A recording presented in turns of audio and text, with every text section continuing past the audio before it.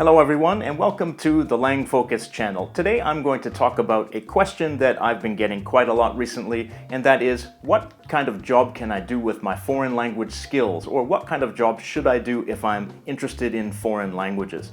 Now, this is a question that I respect because I've witnessed a lot of people investing years of their life into studying a language, kind of with the assumption that it would naturally improve their career or give them new opportunities, but without having a plan for how they would use that language, they didn't really benefit from it and ended up being quite frustrated. So young people who are asking this question early on, I think you are thinking about things the right way. But the answer to this question depends on just how you imagine your life in the future and how far you really want to go with your language study.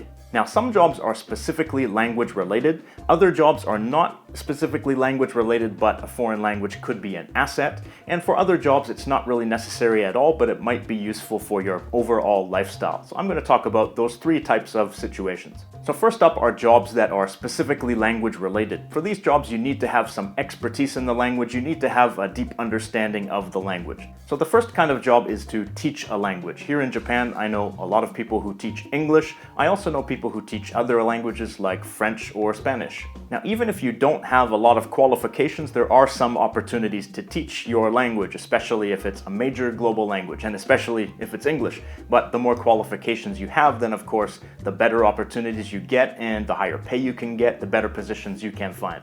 Now, if you want to study a foreign language that's not your native language and then teach that language, then you're looking at a situation where you really need to get some expertise, you really need to get qualifications. You should get like a master's degree or maybe a PhD, or qualifications that show that you know that language very well at an academic level, at a deep level, not just a conversational level. That's if you're going to teach a language that's not your native language. Now, another type of job that is language specific is becoming a translator or an interpreter.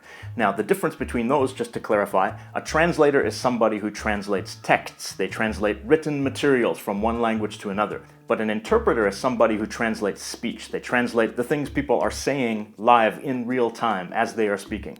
Now, being a translator or an interpreter requires you to have a very deep understanding of that language because there's really no room for error or misunderstanding. You have to translate sometimes very important information, and mistakes could be a big problem.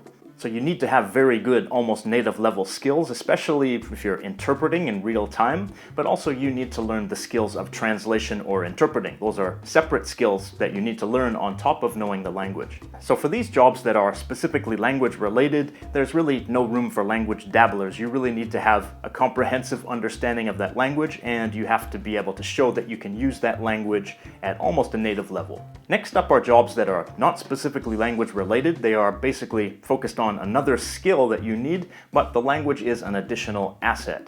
The first kind of job is one that requires some technical expertise, but having a language on top of that will give you some extra opportunities. So an example that I've heard is from an engineer. His company sells some sort of machines to companies around the world, and they send this engineer to those companies so he can teach people how to use those machines in their factories. So he learns foreign languages so that he can do that. I believe this guy in particular was working in Indonesia, so he learned Indonesian to be able to teach those people in their native language. Another example career is business with a regional focus. For example, maybe you get a commerce degree or you get a master's of business administration, an MBA, but also you have some language skills, and maybe you work for a company that does business in that region or does business with companies in that region. Another example career is the foreign service, being a diplomat, being someone who works at your country's embassies abroad. When you work in the foreign service, I think that often involves some kind of language training before you are sent abroad, but knowing some languages in advance before you apply is probably a big asset. Another example is being a tour guide. Now, a tour guide's main focus is not the language, it's the history and it's the anthropology and all of those sorts of things, but having a language that they can explain things in that will help them have other opportunities. So maybe you might specialize in tourists from Japan, you learn Japanese, you can be a tour guide for Japanese tourists. Depending on where you live, another option might be to do some other job in the tourism industry or open a business in the tourism industry. If you live on Bali Island in Indonesia, then you would be crazy not to learn English and Japanese and maybe some other languages that are common amongst tourists. Another career is being a cabin attendant. Now, their main focus is on safety training, on emergency response and that kind of thing, but knowing a language, that's an additional asset. Probably they need to know English in most cases, but they also need to know the language of the country they're working in or of the destination that they often fly to.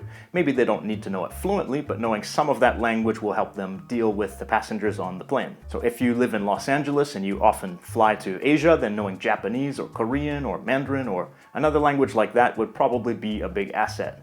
Now, all of these jobs I just talked about, they're focused on another important skill. So they're not focused on language, so you don't need a specific language qualification in most cases, but you need to be able to demonstrate that you can use that language on the job. That's the most important thing. The third type of job I want to mention is one that doesn't really have any language requirement, but learning that language would be useful for your off time and for your overall lifestyle. So let's say that you live in Singapore and your company does business in English, then you don't have to learn any other language. People in Singapore speak English, but nearby is Malaysia and Indonesia, so let's say you want to travel there on your off time.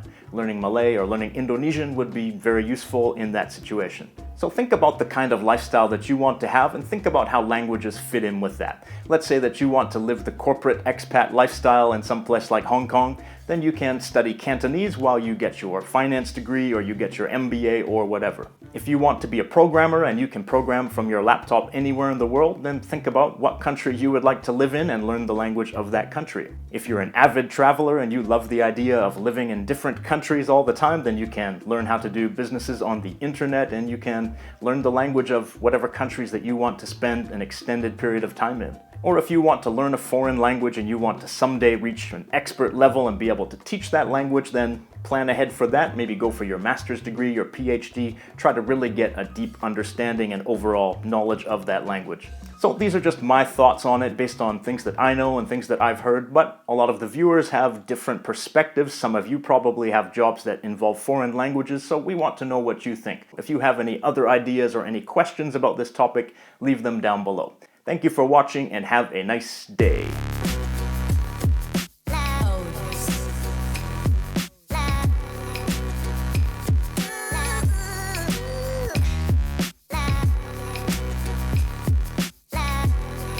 Big